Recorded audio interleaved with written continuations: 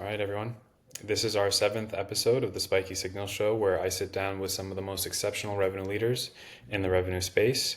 This podcast is meant for all of us to really explore the biggest problems facing customer teams, explore the real challenges of sales, what revenue leaders deal with on an everyday basis, pipeline visibility, coaching. We basically explore it all here.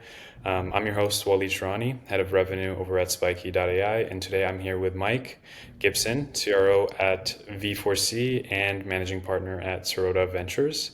Today we're talking about one of my favorite topics and something I've actually worked on very closely on with my time at Spiky, which is replicating winning behaviors across team, how to do that, and what are some of the best behaviors. So, Mike, welcome. I'm so glad to have you here. Thank you. Yeah, excited to be here. Awesome. Well, Mike, why don't you just give us a quick elevator pitch on who you are and what you do?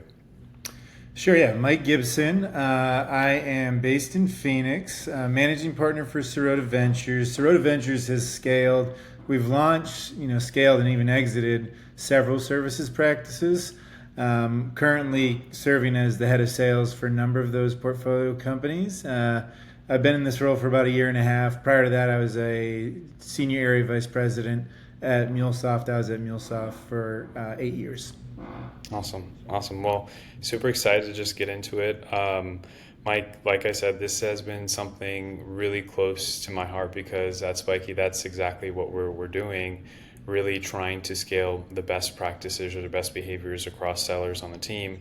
And so, like, one insight I'm curious to just kind of get this started off of is like, if you could clone one behavior from your top reps, what would it be? Yeah, I would say, like obsessive and comprehensive follow up. I would say I've coached a bunch of terrific reps. I've been very blessed to coach some of the best of the best. And a lot of them are extremely different from a personality perspective, but they all have that unifying characteristic. The ball is never in their court. They all have a very high motor and like maniacal, comprehensive follow up. At the end of the day, what we do is a numbers game. And if you don't comprehensively and follow up all the time, you're often leaving money on the table. So I would say that's probably the one behavior that, there's a lot of different ways to approach it, but if you're not doing that, it's hard to be successful consistently. Interesting. Do you think that's taught or is it just something you're born with? I think there needs to be a competitive nature to you. I think you have to have a high motor. I think those are things that you have to have a chip on your shoulder in order to do it consistently. And I think as folks kind of evolve in their career, sometimes they stray away from the fundamentals. So it has to be a characteristic trait that you stay locked in on the fundamentals. That after every call, you send a follow up note and you hold yourself to that rigor, and you don't let you make sure you kind of close every loop, right? For me, that's the most predictable way to consistently have success. So as a sales leader, you know, just making sure your team's always closing the loop, always tracking that, at scale, you can really make sure your team's successful. Yeah, it makes a lot of sense. So, I guess like, what do you do to track that? I'm sure you manage, a fleet of managers, directors, reps. There's so many people, so many conversations happening, so many deals, accounts. What are you doing to tap into your team to understand like who's performing at a very good caliber, and how can you basically take that and enable the next person on the team? Yeah, I think I think in today's ecosystem, and I spend a lot of time speaking to sales leaders day in and day out. I think there's a lot of you know people that are like dashboard leaders that are looking at like lagging indicators, and I think there's a lot of super rep leaders that are trying to do they're trying to run the cycles themselves. I think trying to find a middle ground where you're in the trenches, you're in the deals, but then you're more policing and making sure follow-ups are occurring, so you have enough granularity to understand how deals are won, what winning behaviors look like, and then you can kind of police it at scale. I think that's what good like sales coaching looks like. I think that's why I'm intrigued by Spiky, right? It's going to help enable sales coaching, which I think right now is a little bit of a lost art as an overall generality. Yeah, no, makes a lot of sense. Are you guys looking at particular data points within these dashboards? Like, what do you look for in the dashboards that I guess are presented by like a VP of sales? Yeah, like I'll give you some examples from MuleSoft, for example, right?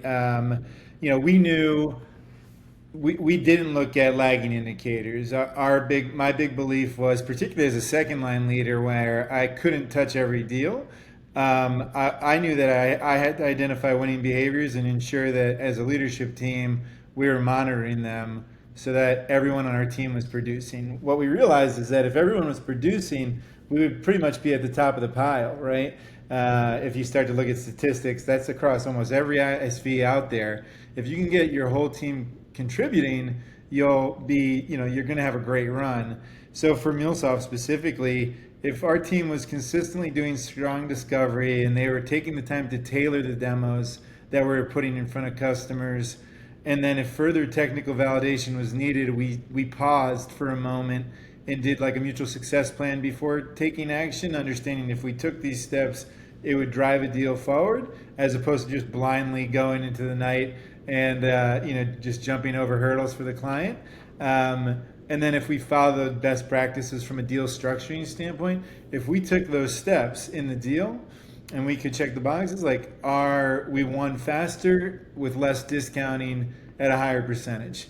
So just like as a second line, third line leader, I was monitoring those things, which were leading indicators of success as opposed to lagging indicators of success. Lagging indicators would be examples of, average deal size and, the average length of deals, but the deal's already done at that point, right? So there's not much you can do, right? So, I was trying to get ahead of those things and really coach the team on how to do those areas well. And I felt like it made a material impact, and it allowed for, the entire team to contribute, not just, a small fraction of the team. Yeah. So going deeper on that topic, I guess, like you have these like lagging and indicators. Going even deeper into more of the conversational elements, do you like I've heard from different tools, Gong, like when they're publishing their blogs a lot of the time, talk time, question depth, like the numbers of questions you're asking, these types of things actually make a difference sometimes. Are you of the same kind of like mindset, or do you think that really doesn't matter and it's just there's something else more like the rigor, the follow-ups, things like that actually contribute to winning a deal over? I think it's situational in that people sell differently. I'm also a big believer in like letting people sell the way that they sell. Like I feel like I'm a fairly unique seller, and again, some of the folks that have been on my teams that have had, the $1 million W-2 years are unique individuals as well. And I would have been, kind of bottlenecking their success if I tried to have them sell the way that I sell. So I let people kind of show their personality through. So I think it's somewhat situational, but like to answer your question more directly, my experience is the best discovery leads to the best results over time. So, talk time, I think, sometimes can be misleading. Deal velocity, at Mule, for example, our best and worst deals were the fastest deals, because sometimes there were monster deals where the executive buyer, knew MuleSoft in and out and wanted to do a big deal. And sometimes there were like deals that Salesforce teed up, but they didn't really understand MuleSoft, right? So, and then they misused it and it was a disaster. So deal velocity and talk time were misleading indicators, whereas question depth, was a very good indicator in my experience in that particular, for that particular technology. So yeah, I'd say that's how I'd answer the question. That's interesting, and it kind of goes back to like the leading and lagging indicators. I'm just curious around how you guys, or more so like how real time is really tracking the behaviors, like good behaviors, and reinforcing that. Like, are you guys reviewing this at the end of the quarter when oftentimes it's too late, and then you're implementing it into the new deals coming through the funnel? Or is it like on a bi-weekly basis or monthly basis? Like, how does that, I guess, like feedback look like between leadership and the reps? I think it has to be like on a regular, all the time basis. So, on your one on ones with the individual contributors, one, as a leader, you have to be in the deals. And that's not easy, but you have to scrub into the deals. And as a second line leader, you have to do the same. You have to have skip levels. And it should be a constant discussion, not just looking at a dashboard about forecasting the number, but what's really going on in that deal. And by asking those questions, it allows you to more accurately predict your book of business. And that when you're working for a publicly traded company, that's materially important. People, keep or lose jobs over your ability to accurately predict the business. So you need that extra level of granularity in terms of, you know, how well do we understand the customer's pain point and how big of a problem is this for them to solve, and how, what's the compelling event. So I think we needed that extra level of granularity. So we were, we were constantly evaluating those things in real time. And I think the only way you do it is by, being on the calls, making sure you have leaders that are scrubbed into the deals, and then having honest conversations. And I think creating a culture where you can be candid about it, because not most deals aren't perfect. So being able to speak candidly about the risk and how to address it. We used to say on forecast calls, you'd say, just because there's a high quantity of deals. So what was the last thing you did? What's the next thing you need to do in the account? And what's the risk? And what are you doing to mitigate the risk in the deal? There's always risk. And if there wasn't, the deal should be closed, right? And then what are you doing to solve for that risk, Yeah, that makes sense. So are you guys using that framework to understand if coaching is actually changing behaviors? So like, for example, let's say you get the diagnostics or whatever it is, like insights into, hey, here are the top reps performing at X%. Here are some gaps, maybe some people that need some enablement. And here's what we're going to do to change their behaviors, and hopefully they can win more deals. Um, then you start to implement that. How are you measuring if the coaching is actually changing that behavior? Is it just strictly through deal velocity or, win-loss ratio? Like what exactly is kind of like giving you that insight? I think you kind of have to triangulate it, right? I think data points will help you look at it. For us, like you could easily see where deals were dying for certain reps, and then easily reach a hypothesis that maybe they weren't following the right deal progression. It would pretty much you could make an easy conclusion. But then you'd have to have a skip level conversation with the rep to better understand their prerogative or their perspective, talk to their managers, and talk to the ecosystem that supported their deals as well. So I would try to get multiple data points to understand, hey, is the coaching working? We know the winning behaviors, and I think, I had the benefit of being in the field as an individual contributor, and, know what works and then try to scale it. So we knew what the winning behaviors were with a great deal of confidence.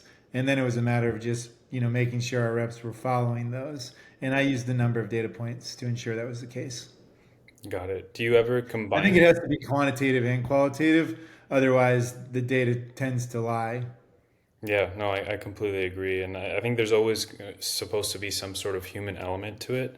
Yeah. Um, and then especially like what I wanted to get your thoughts on just now is actually, is there like, can we tie in compensation or incentive to changing that behavior? So like if, like we say, hey, if you actually execute on XYZ, then you can have X%, on your quota attainment or whatever, like the comp structure. I don't know if that's something that's done by leaders, but like, how do you guys incorporate that, if at all? This was the first job I've had where I've actually had material say in how the comp plans were structured, and we very much have designed the comp plan to drive the behaviors that we want to see in the field. So, and compensation always drives behaviors for sales reps. I think just by the nature of their job, very few reps think outside of their comp plan. So for that reason, I think comp plans should have pretty terrific specificity for the behavior you want to drive. As an example, we are actually compensating some top of the funnel activity. It's a portion of their variable compensation, and then we're compensating for a conversion and then a retention portion in our plan. So in a way, we're actually paying our reps at every stage of the customer life cycle very intentionally. And that's encouraging the right type of behavior for us to scale our portfolio companies the way that we want to scale them. And I've seen it at larger companies where you'll get some wonky behavior if comp plans are written in a way that encourages that to be the case. If there's bucket one and bucket two, and bucket one is more important, then they're going to push the bucket one products more so than bucket two. It will always happen that way, right? I mean, reps are not going to be thinking altruistically. At the end of the day, they're trying to get paid, right? They're sales reps. Yeah, yeah, that makes sense.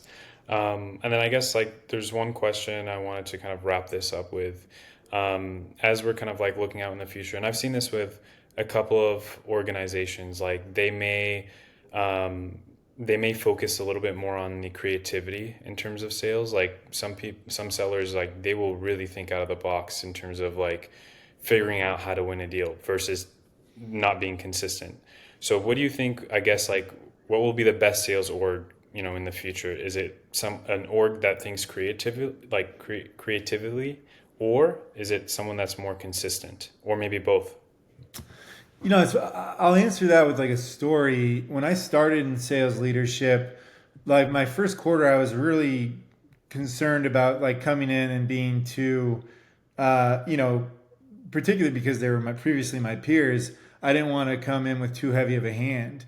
And then, so I waited for the first quarter, and I think I built trust up with the team. And then in the second quarter, I was like, they need guardrails, right? They need some guardrails and best practices. And then, I put them in place, but I certainly still wanted them to sell their own way, right? And then I found that the reps on the team were printing those out. They had them on their desk. They were checking them off as they progressed their deals, and they loved them because I wasn't forcing them to, sell by the numbers or paint by the numbers. I was just giving them some best practices at each stage of the cycle. It was very specific to what we were selling. So it was just simplifying matters for them, and it was eliminating extra steps between them and the money. So I think like the best playbooks are not 50-page documents. They're very practical. They are specific to that what you're selling, and they're grounded in reality of like what will actually occur in the field. I think that's why platforms like Spiky are important, is because it will help sales leaders that aren't from that ecosystem come in and very quickly put those playbooks together without having to, like, I was able to put that together by trial and error, as an individual contributor, learning, failing, having success, figuring it out over the years. I've had the best way to do that though is like with technology, you could do that much faster, right? So I think the best playbooks are guardrails and best practices as opposed to rigid, uh, you know, rules in terms of how you engage. So they should allow for creativity, to answer your question. That's awesome. Mike, thank you so much. This was an amazing episode. I honestly learned so much, and I hope our viewers did too. One last question I'm going to leave you with, for the next episode. Who do you know that would be a great person to bring onto this podcast? Ooh, so many. Let me give that some thought because I don't want to put these guys on the spot. But yeah, I've got 100 leaders that I think that will have a wealth of knowledge. So let me circle back with you on that one. Awesome, awesome. I'll follow up with you on offline. Cool. Well, Okay. anyways, thank you again for being on the podcast with me, Mike. Appreciate it. Thank you. All Appreciate right. it.